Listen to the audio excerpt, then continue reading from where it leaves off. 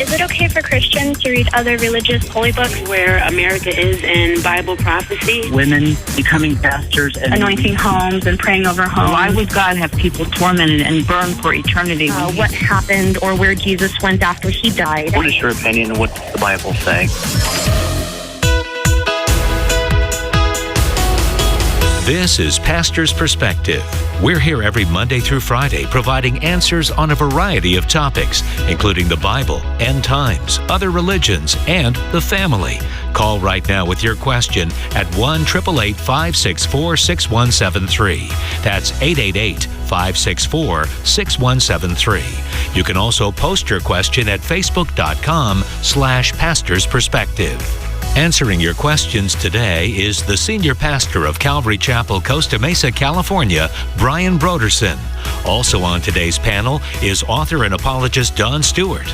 And now, here's today's host, Brian Perez. Well, welcome to another smashing episode of Pastor's Perspective. Sorry, I'm trying to get the British lingo down here. Maybe I didn't do such a great job. That was good. That was appropriate. That was good. Okay, smashing, good. yeah. Smashing, yes. I know that's one of the words that they use there in the UK. Brian Perez here, along with Brian Brodersen and Don Stewart. And live via Skype, we have a very special guest from the UK. This is Justin Brierley. If you're watching us live right now on YouTube and Facebook, you can see Justin there too. But Justin is going to be part of the Unbelievable Live conference happening at Calvary Chapel, Costa Mesa next weekend. Not this weekend, next weekend, October 11th and 12th. It's a Friday and Saturday. You can find out all about it and purchase your tickets online at unbelievable.live. But we're going to spend the first few minutes of the program here talking to Justin, and then we'll go to the phones to talk to you guys and answer your questions about the Bible and the Christian faith at 888-564-6173. Justin Brierley, welcome to Pastor's Perspective. Thank you so much. It's great to be with you guys again. I remember being in the studio with you about maybe 2 months ago, and it was such fun to actually be there. And I'm really looking forward to being back again in about a week and a half. So thanks for having me on just now. It's great to have you. Pleasant surprise. I walked in the studio and looked at the screen and your face was up there. And I thought, wow, we just are having pictures of Justin in our studio now. But then they told me, no, you were going to be on. That was not a picture. It's that was live even better. Video. Yes. Very nice. Yeah, absolutely. So how are things coming together for the conference? Really well, thank you. Yeah, we're really pleased that we've got all of our speakers, ready to go. We've got our topics schedule published up on the website now, so people can see all of the different seminars and topics and plenary sessions that we've got planned for the Saturday. And yeah, really excitingly, a lot of people now booking in for the Friday night as well. Yep. When Professor John Lennox and Dave Rubin will be having what looks to be, a really interesting dialogue on the Friday night. So yeah, really looking forward to that.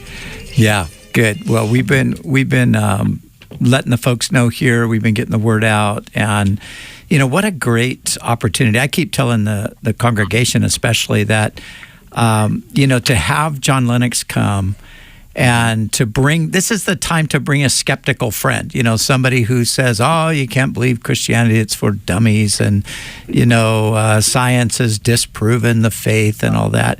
If you got a friend like that, I tell them, bring them on Friday night and let's see what they think after they hear Dr. Lennox. So, yeah, man, I'm really looking forward to it. I think it's no exaggeration to say that John Lennox is maybe the closest equivalent today of a sort of C.S. Lewis kind of character, who just has an extraordinary wealth of intellectual ability, this very strong Christian faith, and the ability to convey it to skeptics really marvelously. So I'm really looking forward to everything he'll bring to the whole weekend. Yep, it's amazing. Now, Justin, tell us a little bit about some of the other voices that we're going to hear over that weekend. I know the names, but I'm not super familiar with some of them, kind of their background and so forth. So yeah. Well, we've got the general theme for the conference itself on Saturday, the 12th of October at Calvary Chapel, of change my mind. Okay, what does it take to change someone's mind about the Christian faith? Mm-hmm. And two of the speakers in particular have a really interesting journey of going from atheism to Christian faith. One of them is J. Warner Wallace. Yeah. Now, J. Warner Wallace is right in your neck of the woods in Southern California. He was actually He was here over the weekend doing another conference with us. Yeah. Oh, fantastic! Yeah.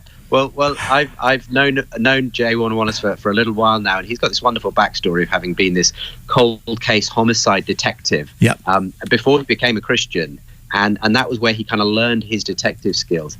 And it was actually through investigating the evidence for Christianity that he actually became a Christian. He's to wonderful effect now puts those same detective skills to use in his books and his talks. Yeah. And he's going to be taking us through his own story of how he became a Christian, how he followed the evidence to Christ. And he'll also be making that detective case for the resurrection as well, the miracle at the heart of the Christian faith. So that it'll be worth studying up just for J. Warner Wallace alone. Agreed. And then Mary Jo Sharp is another wonderful Christian apologist, and she'll be with us to tell her story as well. Mary Jo was very much a skeptic and atheist herself into her adult years, and then it really was by being confronted with the evidence for Christianity that played a major part in her own conversion. And she runs a wonderful ministry now called Confident Christianity, helping others to really investigate the claims of Christian faith. So she'll be telling her story, and perhaps most significantly, I think her seminar in the afternoon, we've titled Doubt and Deconstruction, What to Do When Others Are Letting Go of Faith. And I'm sure you've heard, Brian, a number of these stories of fairly high-profile Christians who are going through deconstruction, doubt, maybe saying they're abandoning the faith altogether. And I think Mary Jo is going to bring a really helpful and practical approach to what to do when doubt strikes and how to respond to it when other people claim to be going through it. Yeah, that's going to be fantastic. And then you're going to be doing one of those hour long or 40 minutes or something, right? Afternoon seminars. Yeah, I'm going to be talking actually off the back of my own book, the subtitle of which is Why, After 10 Years of Talking with Atheists, I'm Still a Christian. So, as you know, I've been hosting the Unbelievable show in the UK for over 10 years, bringing on some of the best-known atheist, skeptical voices in the world, and sitting them down with great Christians like John Lennox to discuss and debate faith. And really the book was kind of the culmination of what I think are some of the most compelling arguments we should be presenting to skeptics for why Christianity is true, and dealing with some of the most common objections too. So it's really my case for faith, and what I'll be presenting is kind of the reduced version of that in a seminar form. And obviously taking as many questions as we can fit in as well. Yeah, and it's a great book. I read your book, and I absolutely loved it. And I gave it to a skeptic on the train when I was traveling from London to York, who peered over my shoulder and was very inquisitive. What are you reading? And why are you reading that? And he happened to be some academic guy, and he had even heard of you. So he was intrigued. Wow. So that's great. One other thing, what was I just thinking? I was thinking about, the seminars, the Friday night, and there was one other. And John Lennox is staying on to talk, isn't he, to preach? Yeah, he's going to preach for me on Sunday, which I am so thrilled for that. But, so we're going to have a little bit of panel discussion, Q&A type of stuff going on as well, right? That's right, yeah. There'll be various points throughout the day where people... I mean, that's the great thing about doing something like this. You get to interact with the speakers. Yeah. There'll be breaks when, they'll be able to speak to you as well. But most of the seminars, the longer seminars, there'll be Q&A points throughout those. We're also going to have a reflection point where we'll be able to, where I'm hoping you and I, Brian, will kind of talk to John Lennox on stage about what happened the night before with Dave Rubin, and just kind of do a debrief and a reflection on that. That'll be a great opportunity to kind of talk about what happened. And then we always finish our conferences, both in the US and the UK, with a kind of just an open panel Q&A with the audience.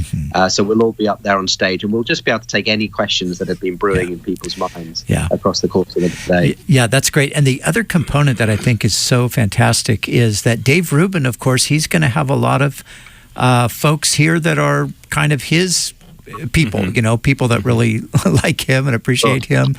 And so I think it's going to be a great mix of all kinds of folks. And I think we'll see a lot of people coming along to hear from Dave Rubin. He's got a huge following on YouTube, well-known personality, obviously, in Southern California, and really engaging some of the biggest and most interesting thinkers. In fact, I heard he just recently recorded with Ravi Zacharias. Yeah.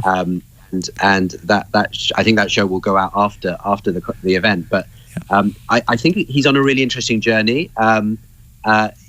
He's already kind of had a major conversion just on the political front, if you like, in his life. Mm-hmm. And I think he's going on an interesting journey considering the claims of faith. Yeah. And I'm just fascinated to see what comes out of this conversation with John Lennox on the Friday night. Yeah, absolutely. It's going to be fantastic. I was thinking that too, that what could come out of this conversation? What if on that Friday night, all of a sudden, Dave Rubin just says, you know what?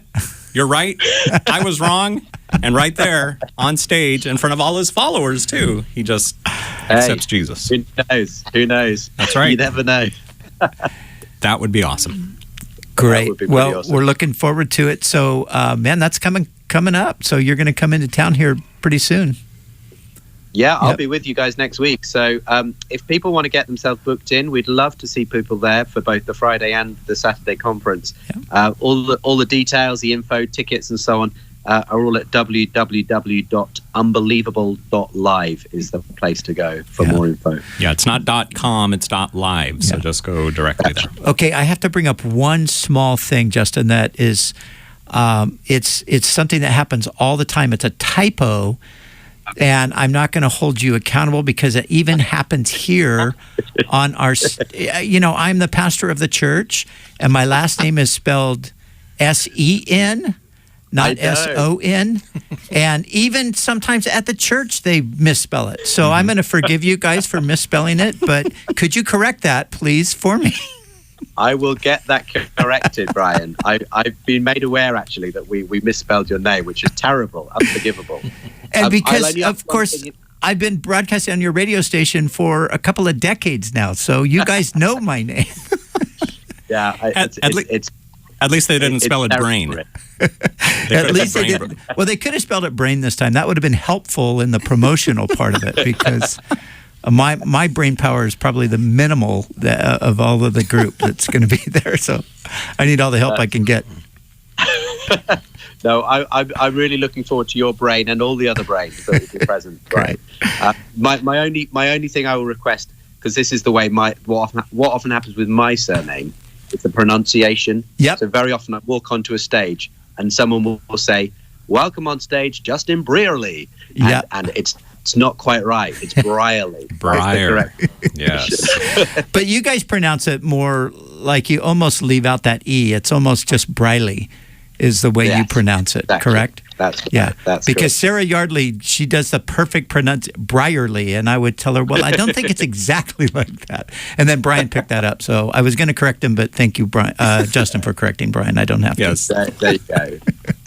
Anyway, I'm really, really looking forward to being out with you guys. Thank you so much for hosting us next week. Yeah, it's going to be amazing. We've been talking about this for a while, so we get to do it. Looking forward to it. It's finally here. Yeah. I remember we were talking about it a few months ago, and it's like, wow, this is going to be awesome. And now here it is next weekend, October 11th and 12th at Calvary Chapel, Costa Mesa, the Unbelievable Conversation and Conference. It's on a Friday and a Saturday. All the details, including ticket information at unbelievable.live. Unbelievable is the name of Justin Brierley's radio program. It's also a podcast. Justin, I recently listened to the podcast that you did with Lisa Gunger and Alyssa Childers, and that was an amazing hour. That was a really good hour there. That was the first time I had heard your program, and I was very impressed. Yeah, well, that was a great intro to the show because two hugely interesting characters, and I thought Alyssa did an amazing job in her interaction with Lisa on that program. So I'm really glad you got to hear that one. Yeah, that was a good one. All right, so unbelievable.live to get all the information. All right, Justin Brierley, thanks for joining us from the UK. And I guess, what do we tell him? Good night? Because it's like 11 o'clock over there It is. It's late. He needs to get to bed. It is. I need to get off to bed now. So anyway, I'll see you guys soon. Thanks so much, guys. All right. Take care. Thanks, Justin. So again, it's unbelievable.live to get all the information about the Unbelievable Conference. Cheerio. That's how we sign off here. Yes, that's the way to do it. That's right. All right. This is Pastor's Perspective. Brian Perez here with Brian Brodersen and Don Stewart, getting ready to answer your questions at 888-564-6173. And that was Justin Brierley from the UK. All right. So give us a call. We've got some Facebook questions, too. I'll get those afterwards. Right now, let's go directly to the phones and start with Margo in Rancho Cucamonga. Welcome to the program, Margo. Thank you. My question is, when God created the world, He rested on the seventh day. He blessed it, and there were no Jews at the time.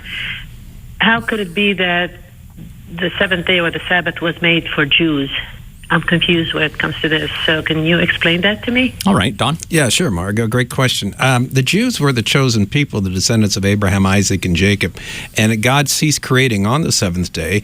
And accordingly, in Exodus chapter 31, the Lord talked about the everlasting covenant He is making with them. And